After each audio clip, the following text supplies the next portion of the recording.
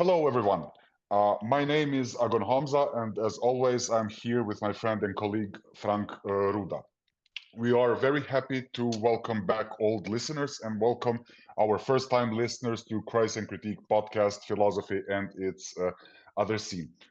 Our first guest of 2024 is very special to us, and we are thrilled to have him today. But before introducing today's guest, let me mention just a few things. Our next episode, scheduled to be recorded in just a few weeks, will be with Catherine Malabou. If you like the work that we are doing, both with the journal as well as with a podcast, we would highly appreciate if you could support us at Patreon. You will find the link in the bio. We would be very grateful if you could subscribe to our YouTube and or Spotify channels. It is thrilling to welcome today's guest, the great Cornel West. Dr. West is a philosopher, public intellectual, theologian, political activist, actor, musician, and the list goes on. He is also currently running as an independent in the US presidential elections. And here it is worth mentioning that Dr. West has always been highly critical of both cynical Democratic Party and nihilist Republican Party policies and administrations. Dr. West is a rare example of a philosopher, thinker entering politics. He is not an ordinary philosopher, public intellectual, and thinker, and much less an ordinary classic candidate for the presidency.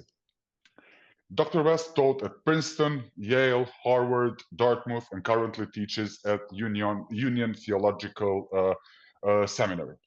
He has published over 20 books, and I will enumerate just a few of them.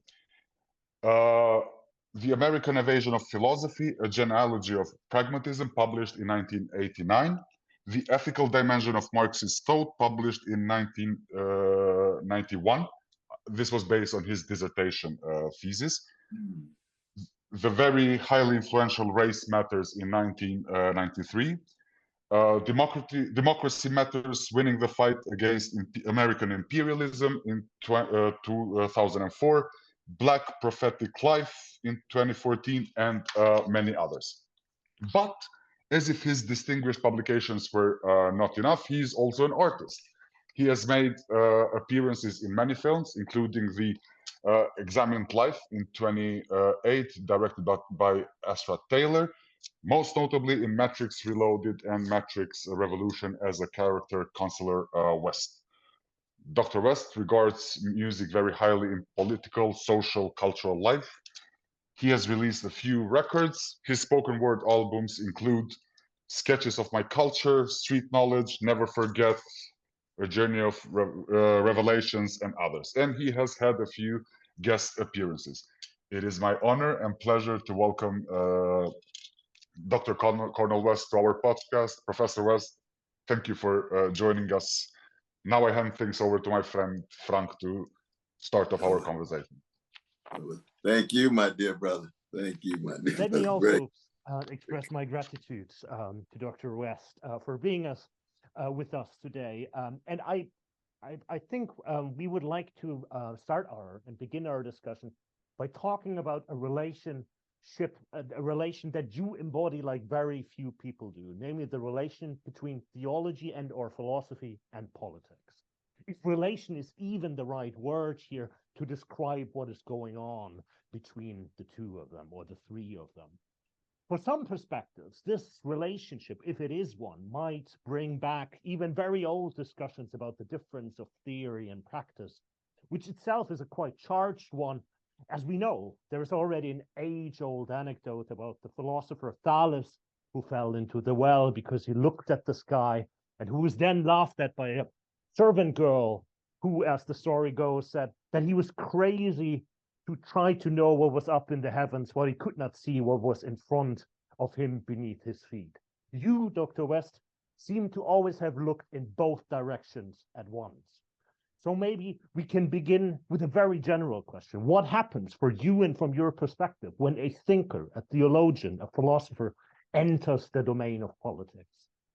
Thank you for that question. Again, I want to salute both of you all, both for the work that you've done, sustaining this institution, and Brother Bernard and all the others who play such an important role in trying to sustain some kind of sophisticated understanding of how we wrestle with crisis and respond with courage through our discourse and through our deeds and praxis. For me, there's always a public dimension to any philosophical project, whether one views it in the political terms or not. I mean, I think when Aristophanes characterizes Socrates and the clouds in the same way that you talked about Thales, right? That Socrates, you would think, is concerned with just these Socratic dialogues having to do with what is courage, what is justice, trying to unsettle people's mind, to be that kind of stingray to push people. But he still ends up condemned by the state. And he holds on to his commitment to intellectual integrity, holds on to his commitment to intellectual conscience. I will do this no matter what.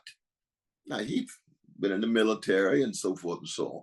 But the question becomes really, what particular form of the public is always already operating in one's conception of philosophy?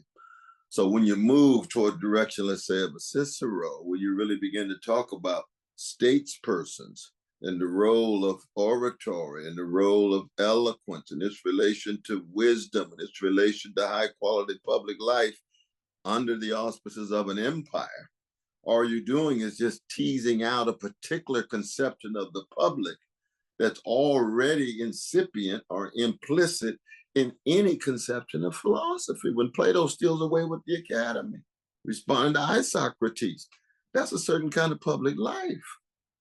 When the monks later on in the Middle Ages steal away with monasteries, that's still a certain kind of public life. So there is a certain inescapable exchange. I know that Leo Strauss's and others have talked about this in terms of esoteric and exoteric, and that the highly specialized discourses of philosophy are going to be open only to those who've been socialized and educated in such a way that you know what the jargon means. And so you're going to be able to use a certain kind of public and popular language that can say X or Y, but not really what you mean, because you, on the ground, only the few have access to it. And if you told the full truth, you'd be persecuted or excommunicated like Spinoza anyway.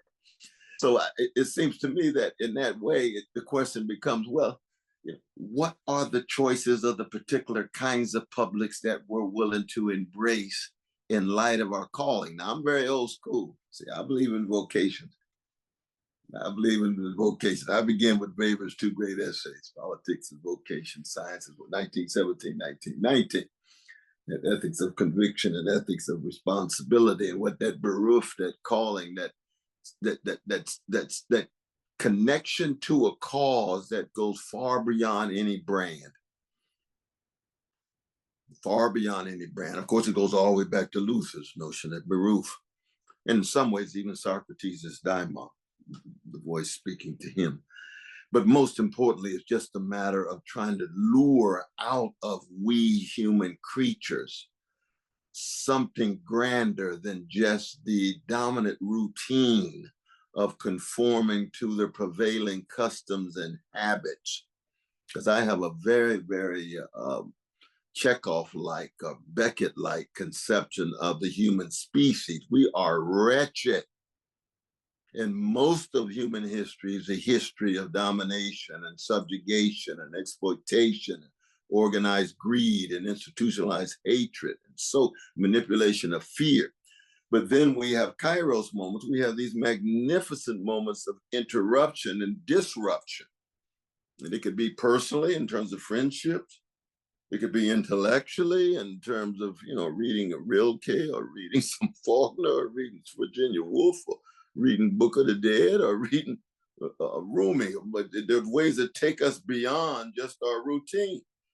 Now, institutionalized forms of interruption are actually moments in which human self-determination of those who are oppressed have some kind of resonance.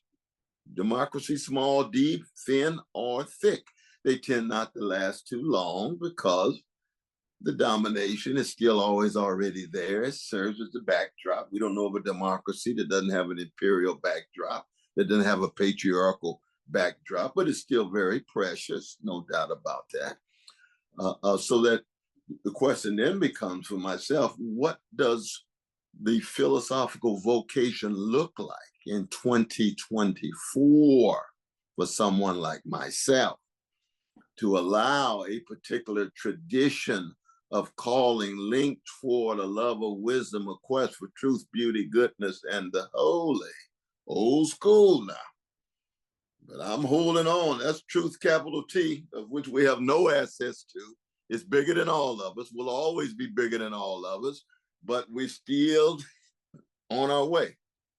Beauty, capital B, but always manifests in small b, beauties in all of the various cultures, and we're on our way, and no culture has full monopoly on that truth, that beauty, that goodness, or even on the holy. And in 2023, it seems to me that if we can't come to terms with a philosophy that goes to school with the catastrophic and the comic, that goes to school with the monstrous and the musical, then it's hard to know what ways philosophy can be a force of good in such a dark moment in the history of the species. You tell me if I'm going on too long now. No, this is excellent. This is excellent. Not at all. I mean, we can very nicely connect to the next question that we wanted to ask based on this. Would you say that there is something specific about your philosophical background in the tradition of American pragmatism, even though we know this is not the only, this is only one of the many influences on your thought? For instance, we were just thinking of the influence that someone like Richard Rorty has had on you, and I think he even was your supervisor in the dissertation. Well, he was one of my very dear teachers and brothers, even though Sheldon Wolden was my thesis advisor. Rorty was on my committee with Gregory Vlastos and Tom Nagel and Tim Scanlon and some other wonderful people at that time. Mm-hmm. Yes, and well, yes, I think see American. Let's start this way. That see, pragmatism is certainly rooted in a longer tradition of appeals to experience. There's no doubt about that. The original genius of pragmatism, Charles Sanders Peirce, was very much a Kantian, was still obsessed with the question of how you can wrestle with trying to discern the condition for the possible experience without appealing solely to experience and accepting certain Kantian formulations and not accepting certain Kantian answers.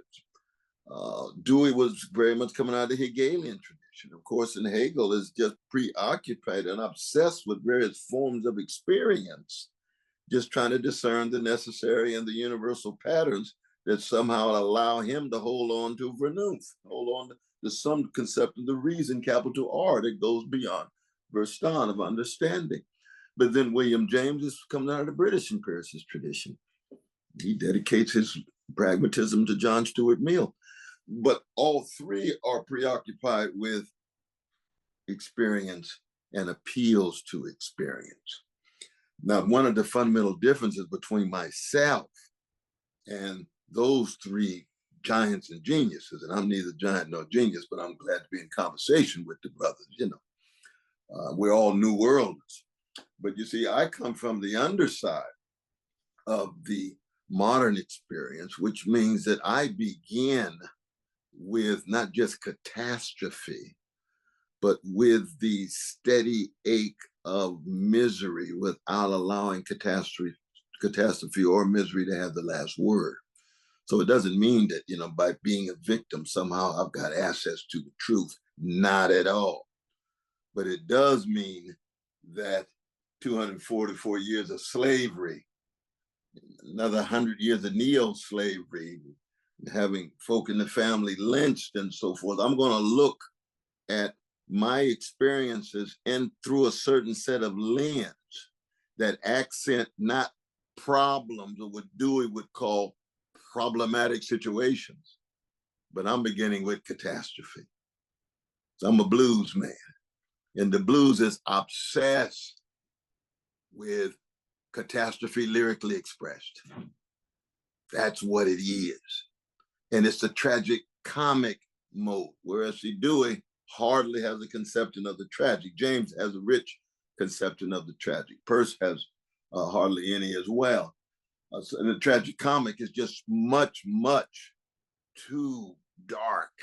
That's where I'm with Kafka, with Beckett, with Chekhov, with Paul Celan. I mean, there's a whole rich tradition of these great, great thinkers preoccupied with catastrophe, and they all have their different roads and ways of wrestling with it and having their own experiences of it and so on. And so I've always considered myself a, part of the small inhabitant of the room in the house of pragmatism. William James's wonderful metaphor. Pragmatism is a big house and you got these different rooms and so forth. And I'm certainly have my room, but the room that I have has a big picture of Dostoevsky in there, you see. It's got a big picture of John Coltrane in there. It's got a huge picture of Chekhov. Now, most of those folks not gonna have those pictures in there because they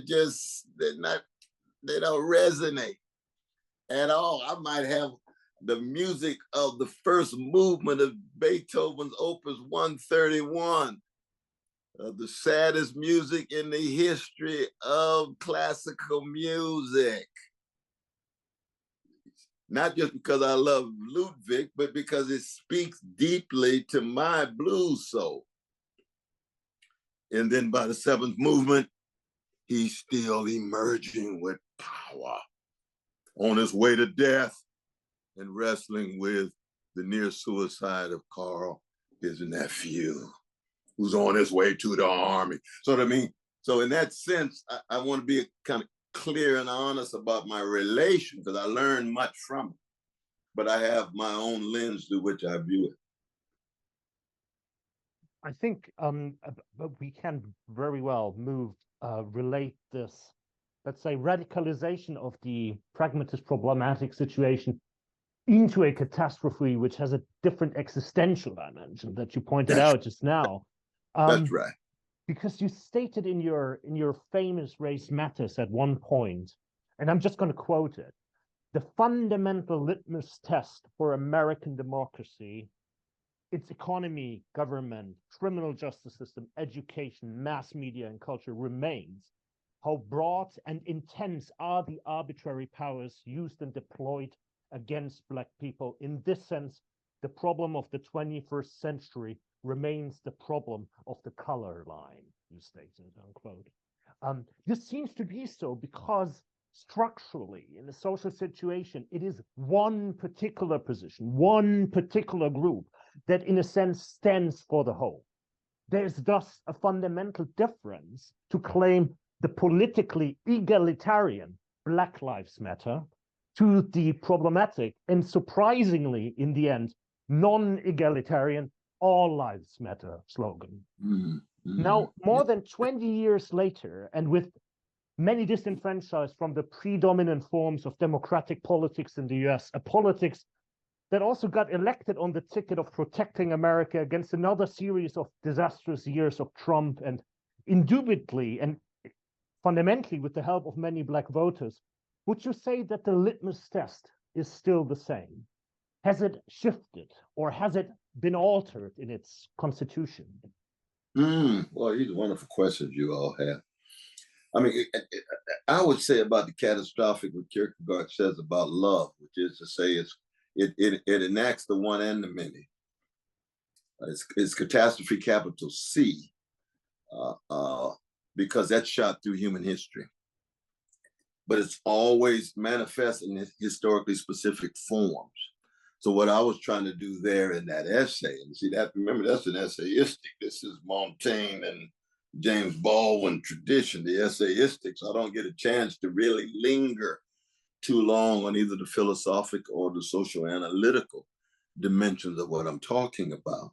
That I was using, I'm using the situation of Black folk, enslaved people in the land of liberty, lynch people in the land of freedom as a way of getting at this catastrophic. You can imagine I could have said similar things about our precious indigenous brothers and sisters. I could have said similar things about women dealing with deep forms of patriarchy and so forth. Even gay brothers and lesbian sisters dealing with organized hatred in the forms of homophobia and transphobia. But the making of the US empire, especially given the Civil War, has always centered the plight and predicament, the doings and sufferings of Black people as a kind of sign, signal, almost synecdochic image, that a part that's connected to a whole. And there's a variety of different parts, interdependent, intermingling. And of course, that whole is always more than just the sum of the parts. And I'm very still tied to totalizing. Lukács still means a lot to me. Now, I appreciate Adorno when he says the whole is always going to be false, but even he has to posit a totality and posit a whole as he engaged in his negative dialectics. He's still a kind of Hegelian in that sense. I appreciate that, Theodore. I appreciate that, Adorno, because I'm still very much old school. It goes all the way back to Plato for me. So I go back to Republic. I want a conception of the whole thing and the relation of soul and society and the tripartite division, dot, dot, dot, dot, dot. That's why Whitehead means much to me. That's why Santayana means much to me as one who's in conversation with the great voices of Western philosophy. And so that when I was talking about race, it was this sense of looking at American empire through the lens of those who have wrestled with its dominant forms of catastrophe, and then those who have tried to muster enough courage to tell the truth. Condition of truth is to allow suffering to speak, says Adorno. He's right about that. It's really Hebrew scripture, but we'll grant Adorno in that regard. But another way to look at it is this. You see that for me, the age of Europe, 1492, expulsion of Jews, major empire, Spain, right? It ends 1945, concentration camps, massive genocide, Jewish brothers and sisters, right? The catastrophic example, which is not the only one. It's a whole lot of ugly things going on between 1492 and 1945. Religious wars and on and on and on. Witches, kills, workers crushed, da, da, da, da, da, da, da. But the catastrophic, to keep track of the catastrophe is the inability of those nations between the Ural Mountains and the Atlantic Ocean that's shaping the world in their own image and interest to come to terms with the humanity of these particular Jewish brothers and sisters. So that when you look at it in that way, in 1945, you get the Americanization of the world begins. And the Soviet Empire will be around for a short time. But the Americanization is massive, reshaping the whole world in its image. McDonald's, including jazz, which I'm deeply into. I know my jazz is an American cultural imperial export. So I'm not naive about this. But there's always possibilities and modalities within every empire, right? It's like Spartacus within the Roman Empire. Oh, that's still Roman Empire activity. Yes, it is. But it's not Julius Caesar. So you see the point I'm making, that in the Americanization of the world, that it's going to be white supremacy as one of the fundamental ways to get at it. Not the only way, fundamental way. And again, you can go to indigenous peoples, but for me, the Black predicament becomes crucial for the lens through which you view things. And, I remember that wonderful letter that the great Henry James wrote to the less great Robert Louis Stevenson in June of 1901, where he says, no theory is kind to us that cheats us of seeing. No theory is kind to us that cheats us of seeing. And what Adorno says in the Dwarf Fruits in section 29 of Minimum Morality, he says, the splinter in your own eye is the biggest magnifying glass. coming out of the New Testament, said by a Jewish rabbi named Jesus. The biggest mut in your own eye doesn't allow you to see the beam. And what does that mean? That means humility, fallibility, historicity, the ways in which we're shaped by circumstances, conditions, not of our own choosing, so that the lens that we forge, even the lens of my own, dealing with the catastrophic, is never going to get the whole thing right. Never. So I tried again, fell better, in the language of my vanilla blues man from Ireland, Samuel Beckett, because he's obsessed with the catastrophic in ways a lot of blues singers are not. We won't go into that right now, but that's why I love it. I love it. So much of what my philosophical project is about is trying to unpack what he means by perhaps, his favorite word. Perhaps we can go on. Perhaps we can persist. Perhaps we can have resilience. But given the mud in which we find ourselves and how it is, ooh, given the mess, Heidegger, your conception of being is too abstract. I call it the mess. That's what Samuel Beckett says. That's my kind of blues man. That's my kind of funk master, you see.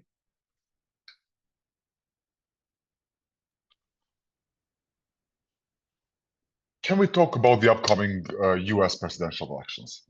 Yes. How do you understand your own engagement in a time and conjuncture in which people consider American politics to be, in some sense, already decided, because a victory of any candidate outside of the mighty and all determining two-party system is deemed somewhat impossible? Do you think the American system has more political potential than has been thus far realized? Well, I hope so. That's that perhaps that we were talking about, too, brother. I'm tied in the utopian energies of what the great Edward Said used to call unstoppable predilections for alternatives, or getting beyond the Tina that Margaret Thatcher used to talk about. There is no alternative. But you got to keep in mind, you see, in the history of the U.S. empire, that for poor people, for large numbers of working people, but especially for Black people, indigenous peoples, the two-party systems never spoke to us. Both parties have been beyond redemption. That's why we got the poverty rate for children still 40%. But what was it when I was born? It was 60. What was it when my mother was born? 1939, 50% of all Americans lived in poverty because of the Depression. 85% of Black folk did. So that if you just use something as basic as just poverty, and you got these two parties electing and re-electing each other over and over and over, or the populists re-electing each other, they're still not speaking to the issue. And so the question becomes, well, now we're in a situation in which fascism is escalating intensely, not just America, but around the world, Argentina, Hungary, and other places. And there's a choice between a neo-fascist Pied Piper with Trump, who's leading the country toward the second Civil War. And then you've got Biden, who's milquetoast neoliberal, venturous militarism being promoted. At this moment, pro-genocide, pro-ethnic cleansing, in terms of enabling U.S. instruments and so forth. So the choice between Civil War II and World War III, there's got to be some alternative, at least raising their voices and trying to provide some different lens that fellow citizens can view the world. See, a significant slice of Trump's social base are people who are profoundly economically deprived, have been mistreated by predatory capitalist processes, mistreated by greedy bosses. They have to choose between scapegoating the most vulnerable or confronting the most powerful. And the neo-fascist option is to scapegoat the most vulnerable. So he wants to make America great the way it was in the 50s. Well, what was it about the 50s? Oh my God, anti-Catholic, anti-Jewish, anti-Black, anti-gay, anti-lesbian, anti-woman. Oh, now I don't want to give up on greatness. You know, the great Henry James, the most adorable of all American philosophers. I love that brother. That he used to say that paideia, our education, was sustaining a habitual vision of greatness. But he was talking about moral greatness. He was talking about a spiritual greatness. And I am still tied, very old school, to the conceptions of greatness, of spiritual greatness and moral greatness, the Martin Kings and Fannie Lou Hamers and Dorothy Days and Rabbi Heschels and so forth. There's a certain moral and spiritual greatness there that appeals deeply to my sense of vocation. And so I come along and say, well, I'm going to now allow my tradition of struggle to spill over in intellectual politics and try to tell the truth about the corruption of both parties, the cowardliness of both parties, the ways in which both parties are tied to Wall Street and war, the ways in which both parties have always been beyond redemption in terms of satisfying the needs of poor and working people. And then to do it in such a way that I try to convince my fellow citizens that there are traditions in the history of the country that constitute the best of who we are. So I try to reintroduce to them the best of our tradition, which is the abolitionist, the militant wing of the trade union movement, which is the Black freedom movements, which is the struggles against homophobia and gay, and struggles against anti-Jewish hatred and anti-Arab hatred, anti-Muslim hatred, and the radical democracies that there's moments in Whitman and there's moments in Du Bois and a few others, Muriel Rukeyser. We've got some wonderful figures to point to. But probably the two towering figures of the 20th century are really not philosophers. I think we have to be honest that philosophy after Descartes becomes so obsessed with geometry and the new physics that their conception of the catastrophic might be, Lucretius like atoms bouncing up against each other. But historical catastrophe is not a part of the problematic. You see, they're looking for what is clear and distinct. They're not looking for what's opaque, indeterminate, and oblique. And so for me, you see, I swing. You see, I begin with Erasmus, who praised the folly. I begin with Montaigne. And so I have a very different trajectory in terms of my relation to modern philosophy. It doesn't mean I don't read Descartes. I mean, his mind's amazing and so forth, but it's just too narrow. I'm looking for the relation between the comic and folly and catastrophe and calamity. And so in the 20th century for America, it's T.S. Eliot and Eugene O'Neill. Wasteland, Iceman cometh. You want to wrestle with the catastrophic in American and in some ways transatlantic terms. Those are the ones to go to. There is no philosophic analog to T.S. Eliot or Eugene O'Neill. Isn't that something? That's quite an indictment when you think about it. It really is. It's very interesting how, very, so you, again, even politically begin within the catastrophic. There, oh, yeah. I mean, as the famous saying goes, there are two options and both are worse right now. That seems to be the situation, and that might shed some light on, maybe one can say, the ontology of the independent candidate as which you are actually running. The great Reinhold Niebuhr used to say that democracy is a proximate solution to insoluble problems. You see, because, anxiety, insecurity, fear in the face of extinction, even without significance or with significance, will always have we kind of creatures wrestling with various kinds of repressions, various kinds of instinctual and appetite driven, as well as rational quest. And therefore, there's no utopias we're talking about. There's no paradises that we're talking about. But amelioration, betterment, absolutely yes. And I'm still a revolutionary Christian, which is to say, I believe that the sharing of power and the taking back of power, the sharing of resources, and fundamentally transforming structures are still possibilities. But even when you get that, you still got Beckett's mess. There's no escape from the mess.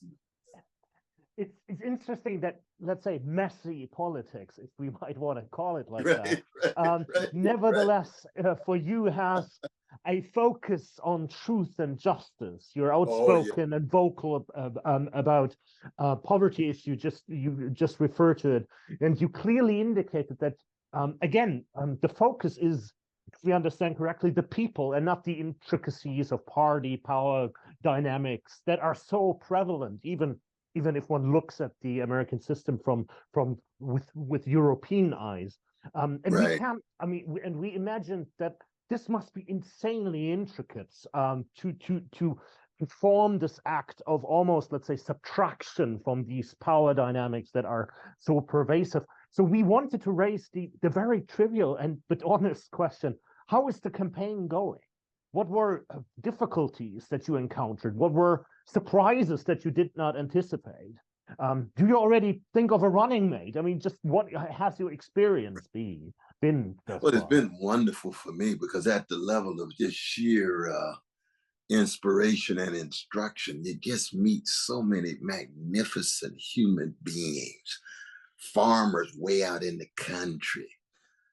Yesterday, I was with the Muslims. I was at Skid Row with Pastor Q. I'm with the Catholics who are having their gathering. I'm with, of course, with the UAW workers doing the strike. I met with the head of the Teamsters. And then I still had these wonderful conversations with you two brothers wrestling with philosophical discourse in such a wonderful way. I mean, who else gets that kind of breadth of exposure to the variety of experiences of magnificent human beings? All of them crack vessels like me, so I'm not going to romanticize them at all. But I find it very instructive and inspirational. And because America's at such a turning point, things are in flux. Biden may enact an LBJ moment and pull out the last minute, and the Democratic Party goes through the BT. Trump may be on his way to jail. You never know.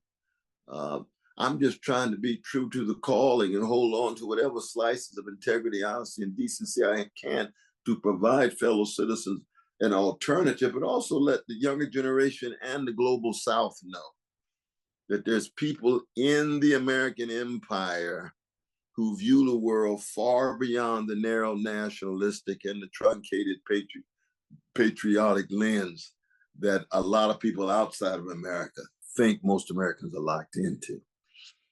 And that's very important, because you see, for me, the vocation I have is that of an international. See, as a Christian, every flag is under the cross for me.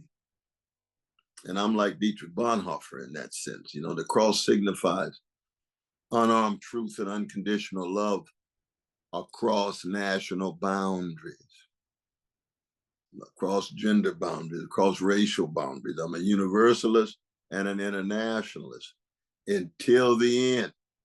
Until the end, all the herder in the world and all the talk about folks and groups and tribes and so forth and so on. Fine, that's where we start from. I start on the black side of town. I start on the chocolate side of town. But nothing is going to stop me from embracing all of humanity and even sentient creatures. So in that sense, you're absolutely right. All the intricacies of the American empire and the 62 cents that go to the military for every dollar in the budget, and the role of unbelievable power of monopolies, and all the truths about monopoly capitalism and the ways in which it interweaves and reconstructs and refashions white supremacist practices and male supremacist practices and so forth. All of that's there, and that's very important.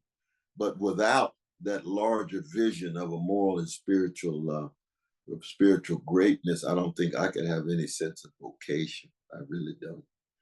And it's a dangerous place. You know, America is one of the most violent of all modern societies. It's dominant myth, it's frontier, moral regeneration through violence. The civilized in one corner, the barbarians in the other, and you spread your civilization by means of force and coercion. It's the exact opposite of Plato and the Timaeus. You know, it's Pytho. Persuasion supposed to be at the center. Force, subordinate, Socrates against Thrasymachus. It's not might makes right. There's intellectual integrity here. But what happens in such a culture? Well, you get ready to get killed, either literally or metaphorically, because it's a spiritually sick society in that sense. But that's all right, because that's humans. That's kind of creatures we are. You try to do what you can with what you got. And I've been blessed to have access to some magnificent legacies of Athens and magnificent legacies of Jerusalem and of Rome and of Paris and London and New York and Lagos and Timbuktu. And ain't got John Coltrane yet. We ain't got to the Black musicians yet, who are masters of dealing with catastrophe, with swing and improvisation. And that's very much my exemplar.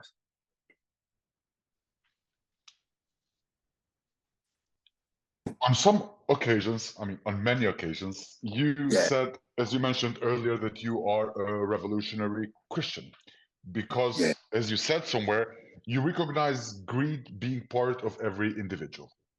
Therefore, you say that we need democratic accountability as a countermeasure to this. If we understand well from your writings, Christianity has a double aspect for you. First, it is a matter of pure belief. And second, Christianity is a sort of an ideological and a political vision. So, what makes your Christian position revolutionary? And if we can provoke you a little bit, we would like to ask you, how would you read the verses from the Gospels of Matthew? I did not come to bring peace, but a sword. And Luke, if you do not hate your mother and father, you cannot be my follower from your position. Yes. Oh, that's a wonderful question, though. See, I began to, for me, Christianity is a fundamental dimension of a way of life, even more than belief. See, that I believe that that there can be no following of any worldview, any Weltanschauung, any way of life without wrestling with the truths of skepticism.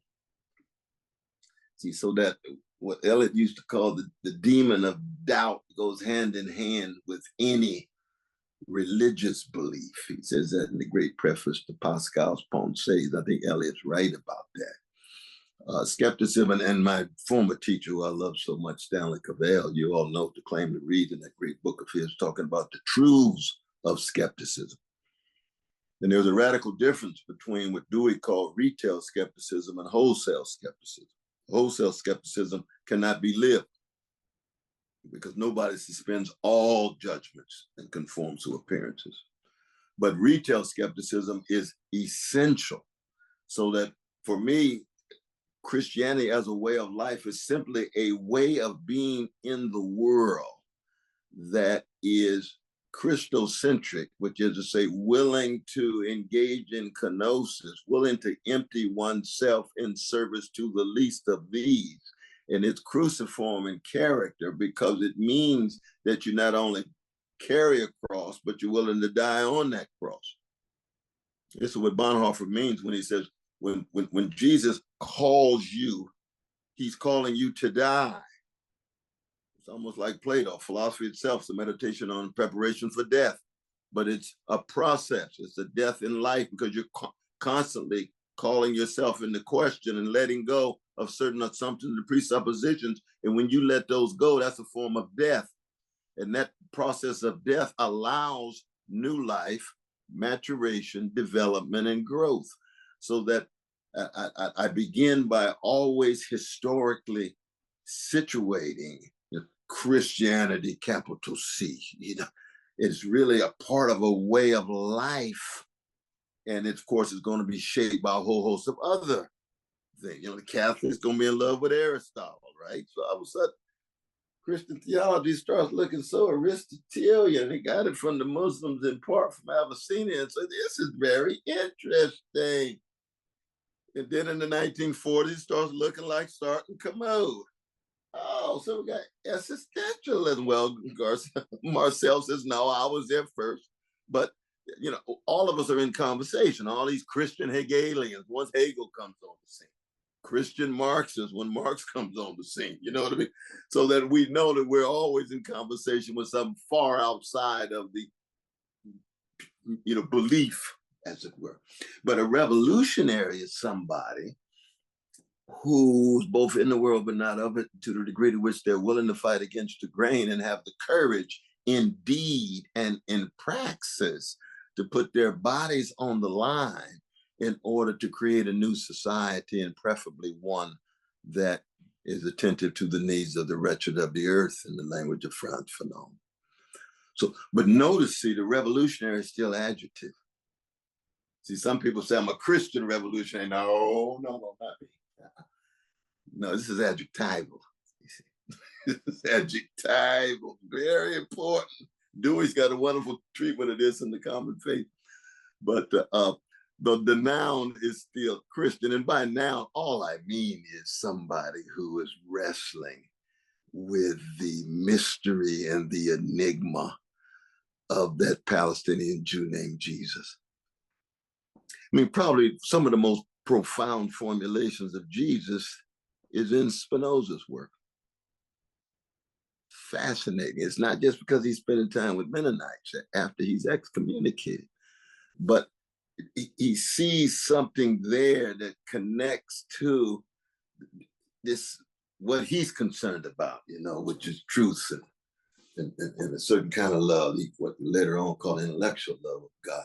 So that for me is just the beginning of an answer to your question, but it's very much open to, and it is influenced in a number of different ways, from secular intellectual traditions, from certain kind of prophetic Hinduism of Gandhi, because of Martin, that I learned so much about Gandhi and went to study him on my own, and Betker's own Buddhism, when he converts, is deeply influenced by Rumi's Sufism coming out of Islam, and of course Malcolm X.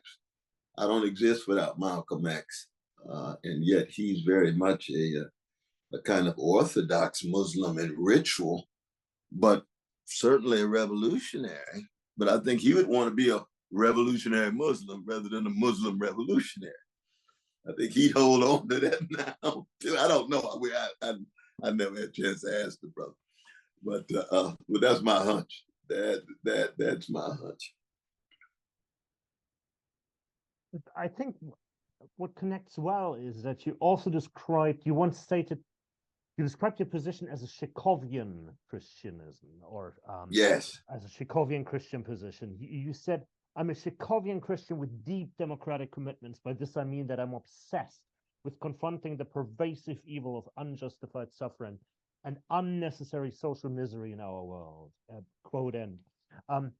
So it seems to us that such a confrontation, and it has something to do with, let's say, the good capital G and the good small g, so to speak, right. that one can only have intervene into this world, according to you, if one has both a vision of a capital goods, or a good with a capital G, even though that might sound Platonist, but it's an militant Platonism or an interventionist Platonism, right, or an activist Platonism, however paradoxical this might sound, on the one hand side.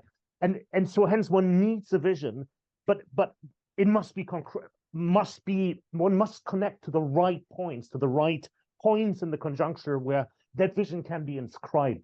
You already hinted at some bits of an answer, I think, to the question I'm about to raise, namely when you talked about the institutions of kairos that vanish, or of let's say of the attitude, the Beckettian attitude of the perhaps, or maybe you can say of the peut-être or the maybe, right? Right. That's right. In this sense, can there be is it necessary that there is a possibility that there can be something truly good in this world for you? Something truly good. Absolutely. No, there's no doubt that there can be truly good. I talk about my mama's love. I talk about my wife's love and my kids and so forth. I mean, the thing is, we don't want the Platonists to get away with their devaluing of the realm of becoming, of history, of time, of body, of flesh. But at the same time, we can hold on to their concern of that vision that's the philosopher King sees emerging from the cave. The vision can have weight even as it recognizes a tremendous gravitas of time, history, body, becoming, and so forth.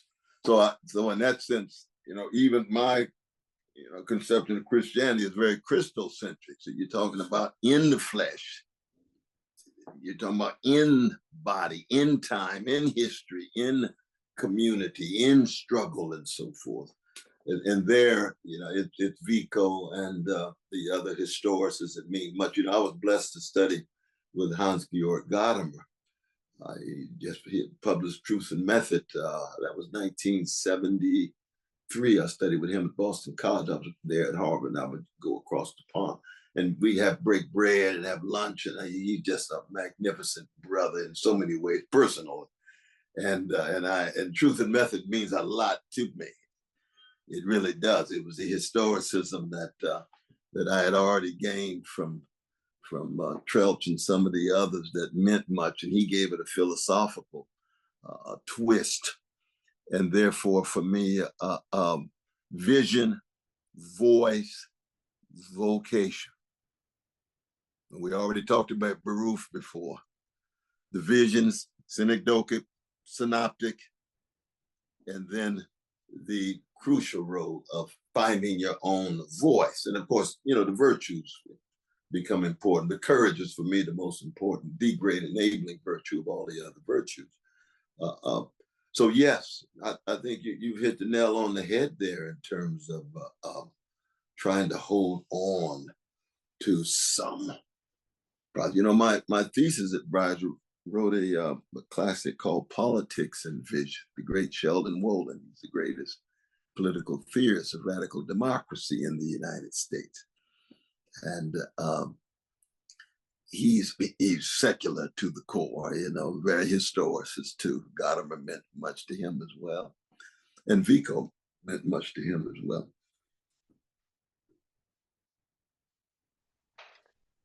Dear Brother West, we have 2 or 3 questions left. Is that okay? Sure. Oh, yes. We shall finish. Excellent. Yes, so we move to a different scene, so to speak. Yeah. So you have not only recorded spoken word albums, but you have also always insisted on the spiritual dimension in the Black musical tradition. From Aretha Franklin to John Coltrane, we see all the posters that are in the... Yes. Exactly. Or from blues to hip hop. And you said, and you called in, I quote, the greatest modern tradition in the world that deals with catastrophe and unbelievable compassion and creativity. This is from Conversations with Cornel West. So what is it for you that particularly in music expression can amount to more than just art, so to speak? What it is that it makes it a form of non-violent resistance in the face catastrophe and injustice. Is this why you follow Martin Luther, who says, next to the word of God, music deserves the highest praise? No, yeah, Martin Luther said it's other than the word of God, it's the greatest gift God gave to humanity, music. And of course, he wrote beautiful music himself. Mighty fortress is our God. You know, he writes the whole hymn himself, right? Very interesting. Remember, Socrates writes a hymn too at the end of his life in prison. Wouldn't it be interesting to hear what that hymn sound like? After all of that practicing arguments, and practice the arts, Socrates, practice the arts. Verse 5, Aesop's tables and write your hymn. Ooh, is that hymn permissible in Plato's Republic? Interesting question. Because Plato's got two criteria, right? Hymn to the gods and comium to praise of good men. Interesting. Well, for me, first, I'm just being true to myself. That is to say, there's a deep autobiographical element to my philosophizing, and that has been music that has helped sustain me in the face of overwhelming catastrophe. And therefore, somebody like Vico, who argues that we really begin human history with the response of human beings to corpses in the grave. It's not Heidegger's abstract talk about possibilities of death of individuals, but it's direct response to the corpses. And it begins with silence, and then moans and groans, and then sounds. And then on the way to music and philosophy comes much, much later. And the blues, for me, the tradition itself, the Black musical tradition, the blues is at the center of it, is one of spiritual fortitude. It's another crucial virtue that drops out. The Latins made much of it, but we moderns tend to push it aside. But it's very important. Artistic creativity, crucial. Moral courage, all three. I see that in the best of the Black musical tradition. And in the face of catastrophe, nuclear, ecological, economic, psychic, spiritual, where do we go to get spiritual fortitude? Where do we go to get moral courage? Where do we go to get artistic creativity that calls ourselves into question in terms of acknowledging just how fallible and humble we ought to be, and yet at the same time believe we can take on some major catastrophes? The David versus Goliath mentality, from the Hebrew scripture, right? And so, now one of the reasons why I think Chekhov is one of the few who's deeper than the blues is because the blues is still American. And Americans find it difficult not to believe in the green light. Gatsby at the end of the great novel of Scott Fitzgerald. Gatsby believed in the green light. Tomorrow will be better. Tomorrow will be bigger. Tomorrow will solve our problems. Tomorrow we overcome all constraints. You don't get that in Chekhov. No. American pragmatism itself, John Dewey defines as what? It ascribes metaphysical status to futurity. Consequences, results, that what comes after. It's a new world sensibility, very much so. It's not in Chekhov at all. There's elements of it in the blues.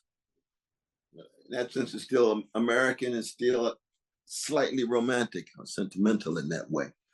And for me, you don't get it in Beckett, you don't have it in Kafka, you don't have it in Porcelain. Those are my folk.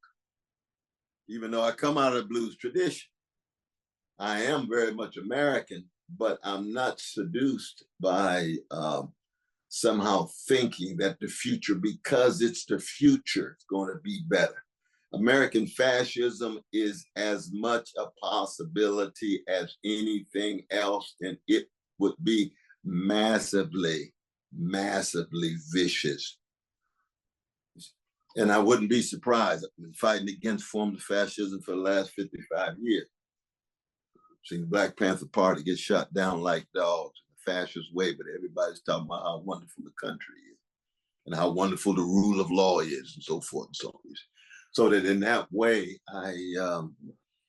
I lean with the Chekhovs and the Beckett. I'm sorry to keep using these names, but these for me are not just names. They actually signify some very, very deep and profound insights about what it means to be human when I talk about Gregor Samson or Proof Rock or Nipper, you know, Chekhov's great short story.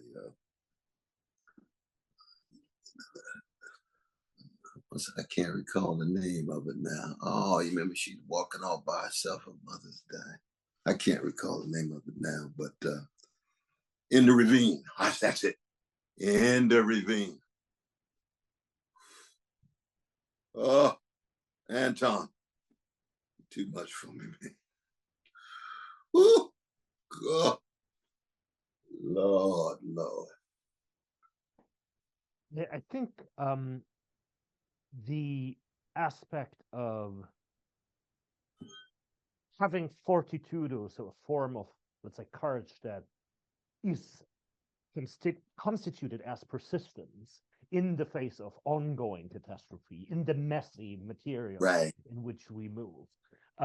That brings us, I think, to the next to last question, and it has to do with, because can one learn it? And one place where one might learn it is in institutions that offer paideia, so educational institutions. And we wanted to ask you, what is going on in American Ivy League institutions these days? We're raising that question against the background of the presidents of Penn, UPenn, Right. and Harvard resigning over their testimonies about anti-Semitism on campus, and we just basically wanted to ask you, what is your diagnosis? What is your analysis of the situation? What is going on there ideologically, if we may say so?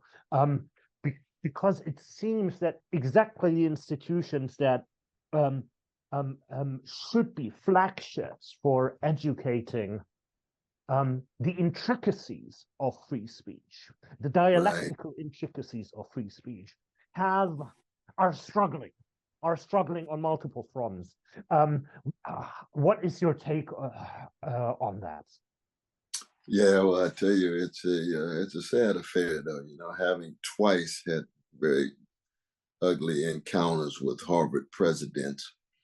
I've tried to put it in context that you've seen in the last 50 years the massive corporatization and commodification of universities.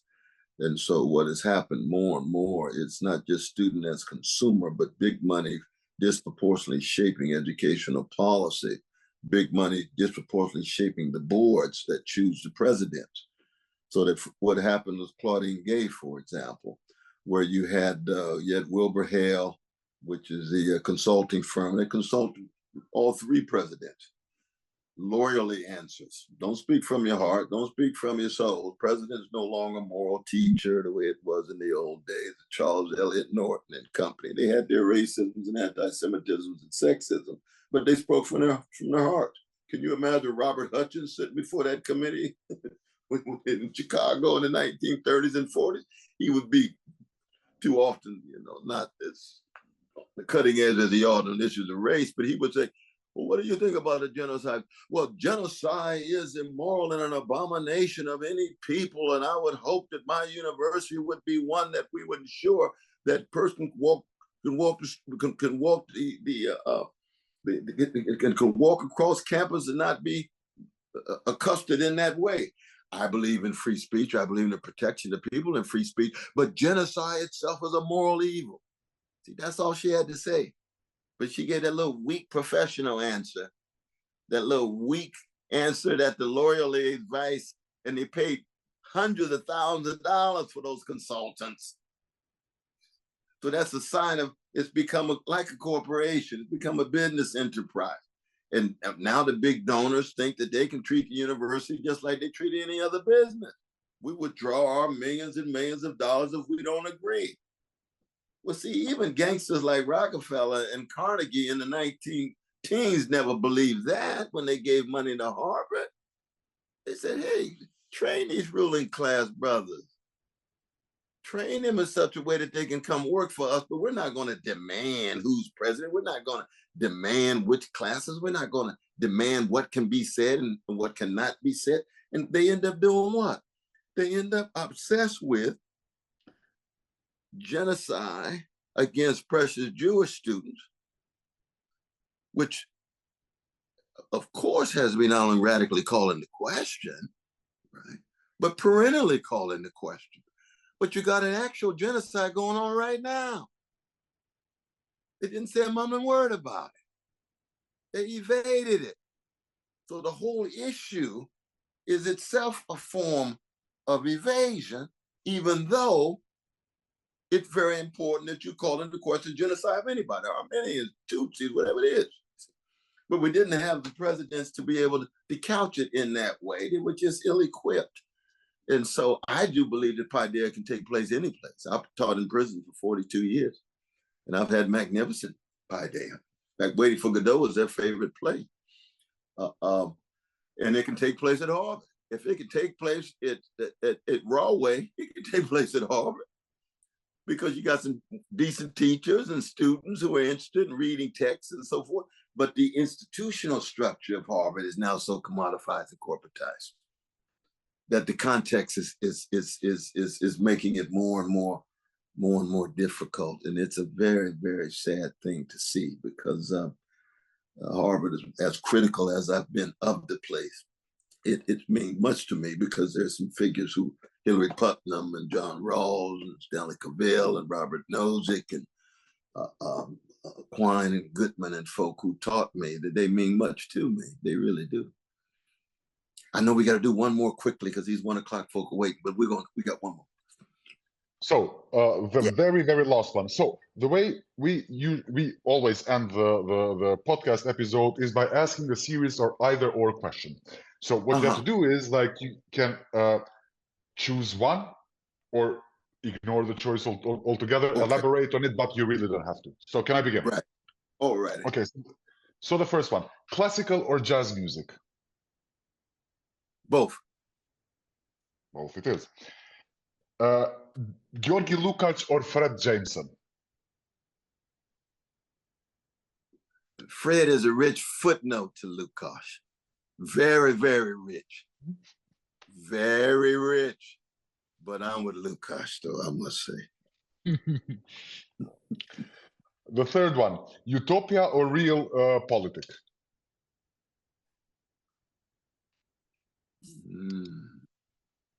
That's a good question, though. See, I believe that the utopian is always immanent in the real. And so it's the leaven in the loaf. So it's hard to separate them. But I would never allow the real to have the last word. Never. Even if I just opted for Fantasia. Give me Rabelais. Give me the huge creatures. Give me Pantagruel and Gargantua.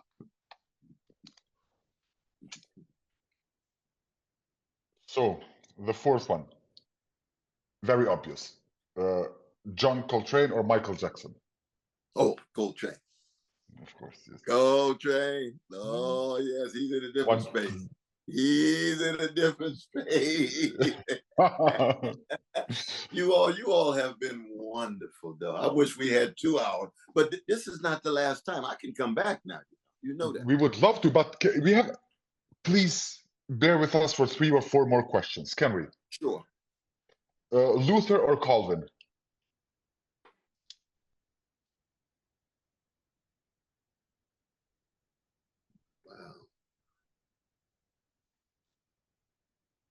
See, I go with Erasmus, though. So I think I'd have to reject my Protestant brother, even as a Protestant. Socialism or humanism?